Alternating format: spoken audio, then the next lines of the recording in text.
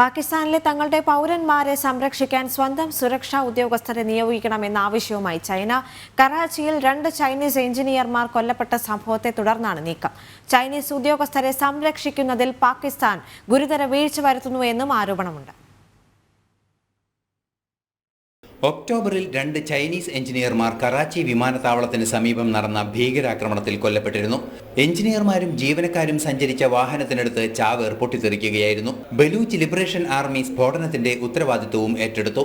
നേരത്തെ റെയിൽവേ സ്റ്റേഷനിൽ നടന്ന സ്ഫോടനത്തിലും ചൈനീസ് പൗരന്മാർ കൊല്ലപ്പെട്ടിരുന്നു. തുടർന്നാണ് ചൈന തങ്ങളുടെ പൗരന്മാരുടെ സുരക്ഷ സംബന്ധിച്ച ആശങ്ക പങ്കുവയ്ക്കുന്നത്.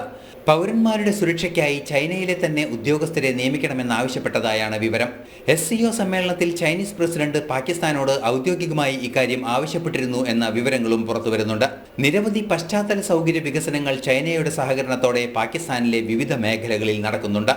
ഈ പദ്ധതികളുടെ പുരോഗതിയെ ആക്രമണം പ്രതികൂലമായി ബാധിക്കുമെന്നും അന്താരാഷ്ട്ര നിരീക്ഷകർ ചൂണ്ടിക്കാണിക്കുന്നുണ്ട്. ഇന്റർനാഷണൽ ഡെസ്ക്, ജനം.